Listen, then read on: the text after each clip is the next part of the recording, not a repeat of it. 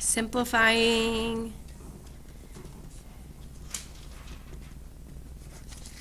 radicals dose, part 2.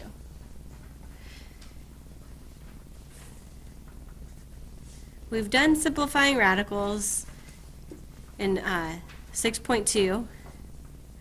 We just finished up simplifying where we looked at things like square root of 24.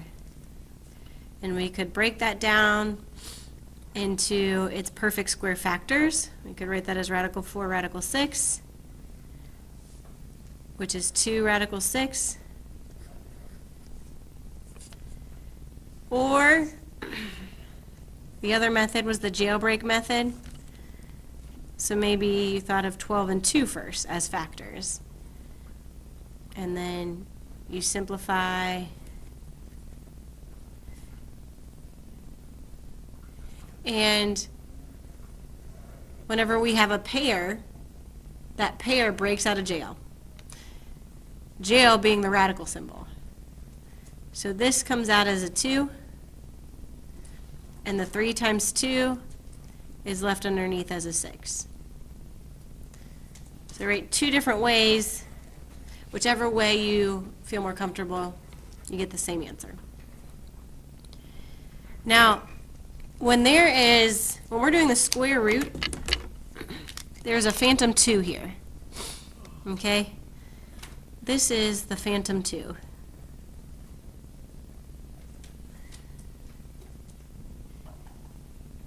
It's also called the index. Whatever number is in that little thing, that's called the index. And it is also the group size. So I had to have 2 2s in order for them to break free. If they were a cube root, if there were a 3 in the index spot, I would need group size 3. So let's see. Let's do another example. Let's do square root of, or cube root of 108.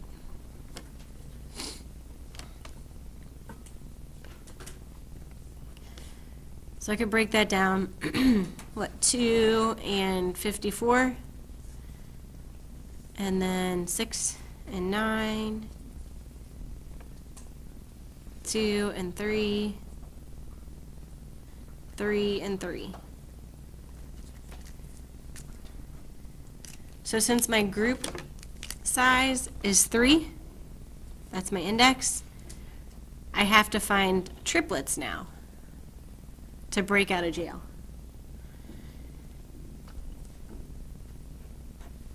And then anything left over stays underneath the radical. So this is going to equal 3 radical, or cube root of 2 times 2, which is 4.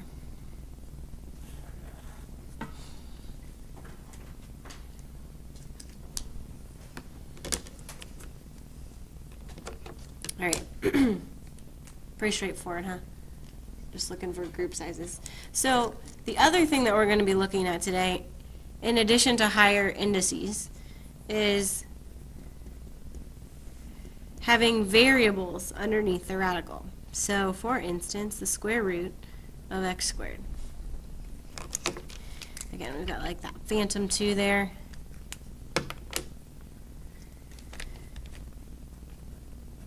Square root of x squared is x, right?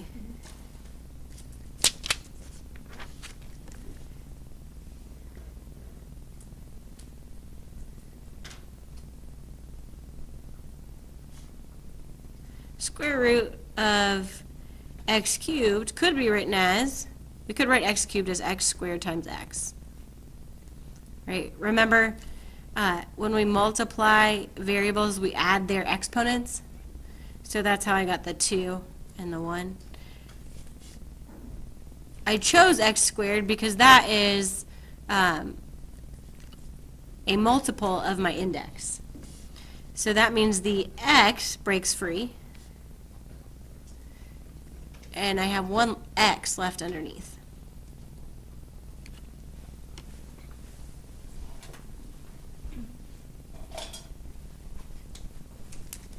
Okay, that's kind of like this first method that I did here, the greatest perfect square factor method. I could also write this as the square root of x times x times x. That's definition of x cubed. X times itself 3 times. And then I could look for any pairs of x's, and that's what breaks free, and whatever's left over stays underneath.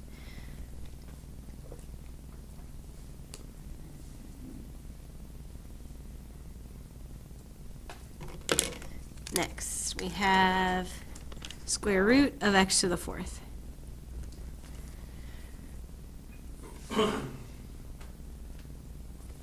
Now, whenever my exponent is a multiple of my index, everything breaks free, right? In this case, you can tell by just dividing your exponent by your index.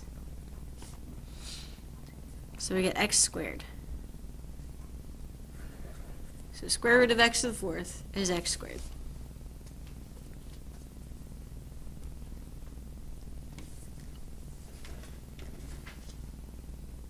Square root of x to the 5th.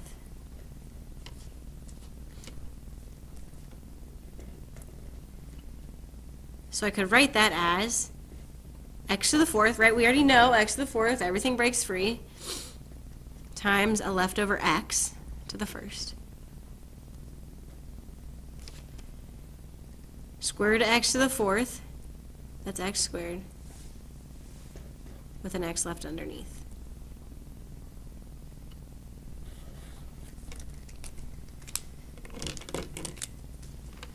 If you prefer to think about that as x times x times x times x times x, finding pairs of x's, we have 2 pairs of x's, so that breaks out as an x squared with an x left underneath.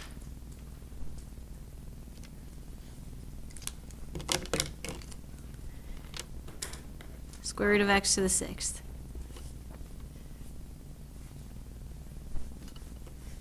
Again, we have a multiple of 2. So I just have to divide my exponent by my index, and everything breaks free.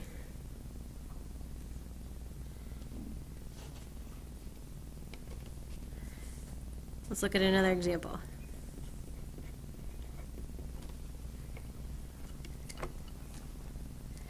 We're going to take a look at the cube root of x cubed. And everyone says the cube root of x cubed is x. Right? Because the cube root and the cube cancel. Because essentially we divide 3 by 3. It's 1, x to the 1st.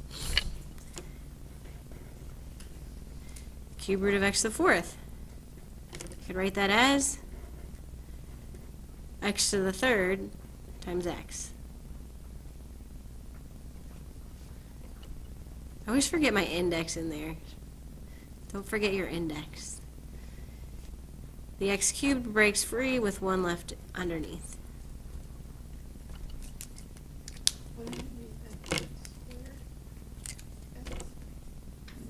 Nope, because this is, see how I broke this up into x cubed and x to the 1st? I forgot that. Is that what you're saying? I did forget that. Thank you. I could also write this as cube root of x times x times x times x. And again, we can see that there's one group of 3 x's that breaks free, and then the 1 x left underneath.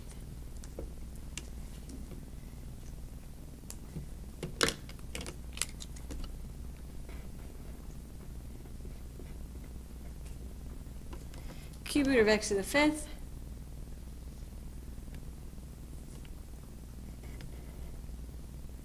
And I'm thinking about what is a multiple of 3 that is less than 5? 3, yeah. So I'm going to break this x to the 5th up into an x cubed, and what's left over? How many x squared?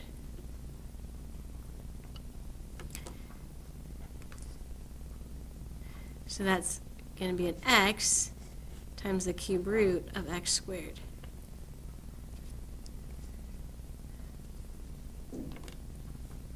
Last one, cube root of x to the 6th. What'd you say? I thought someone said it. Yeah. Which is x what? X squared. X squared. Good. 6 is a multiple of 3, so you just divide.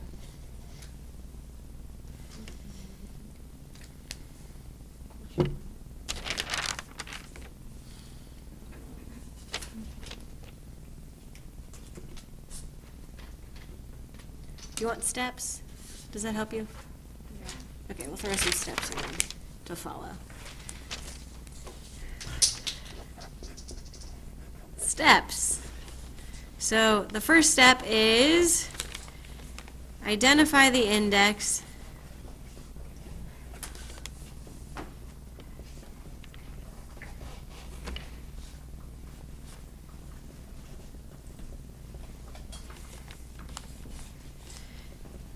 And you can write in the phantom 2.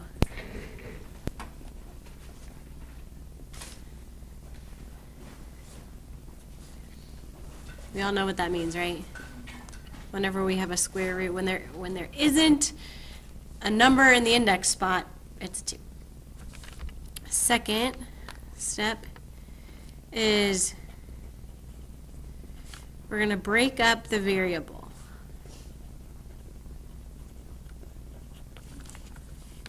I'm going to kind of draw a little picture here. So this is the index. It's like an upside down TP.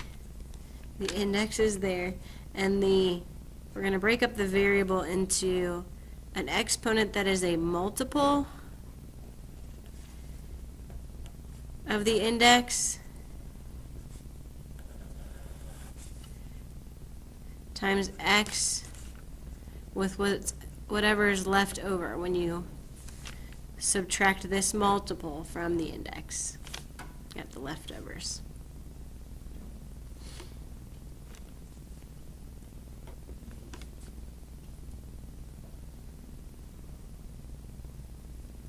And step 3 is simplify.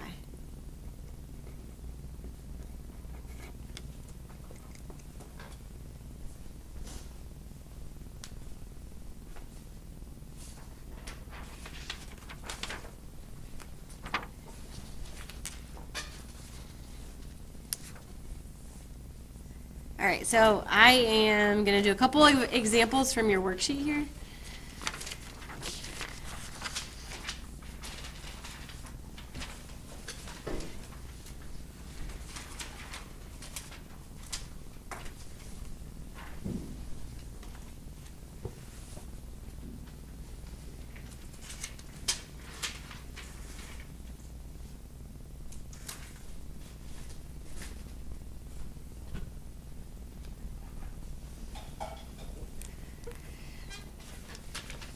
First thing I'm going to do is change this index from a 6 to a 4.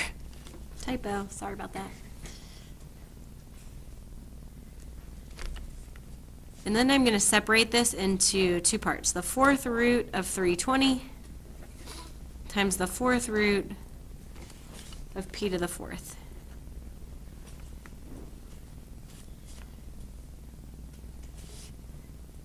So with 320, I'm going to go ahead and make a factor tree. 32 and 10. I know 4 and 8. 2 and 2. 4 and 2. 2 and 2. And the 10 breaks into 2 and 5.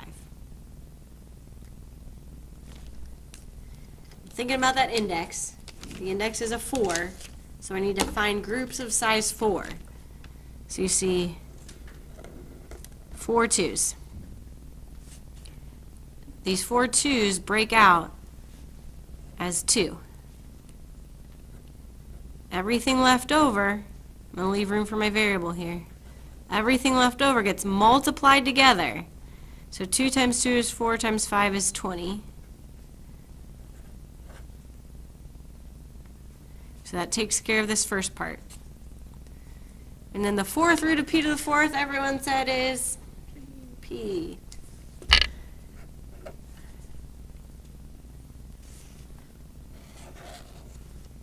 That's my answer.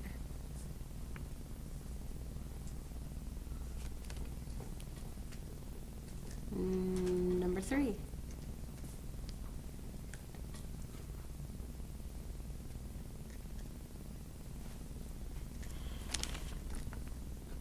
$392. I always want to be thinking, is that a perfect square? Is that a perfect 4? Is 392 a perfect square? Does that ring a bell? No. So I'm going to divide it up. Anybody have 2 factors I can use? Shauna?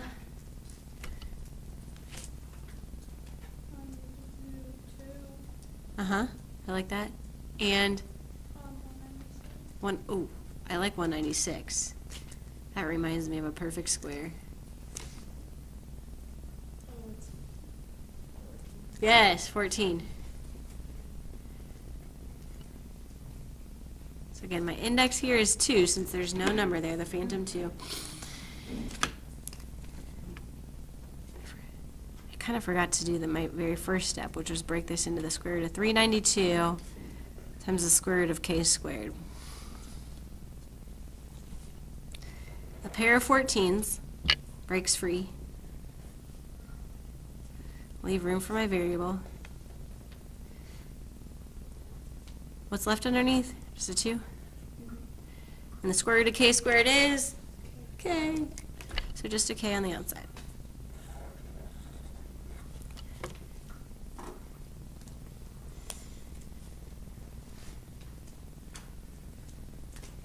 Number 5. So I'm going to break this into 3 pieces. The 75, square root of 75, square root of k to the 4th, over the square root of 8.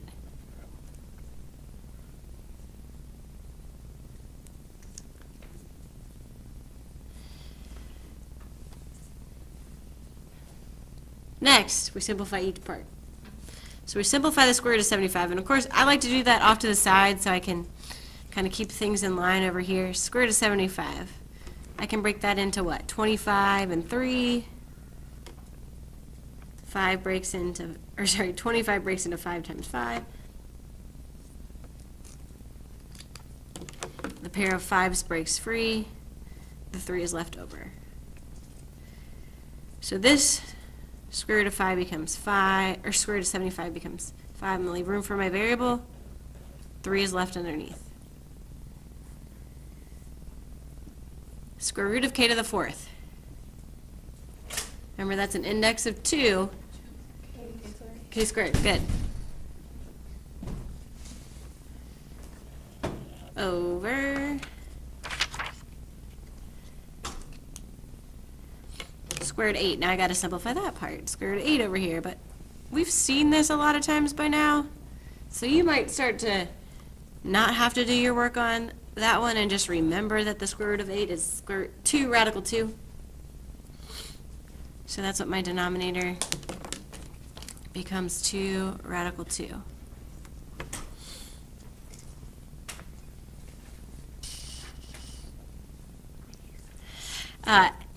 One last step from 6.2, we remember we can't have a radical in the denominator, so we need to multiply the denominator and the numerator by that radical 2.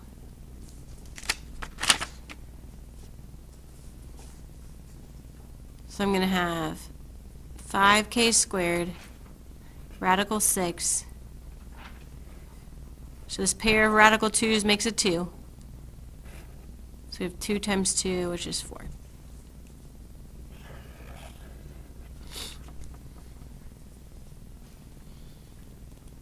pause there and let you try 2, 4, and 6 on your own.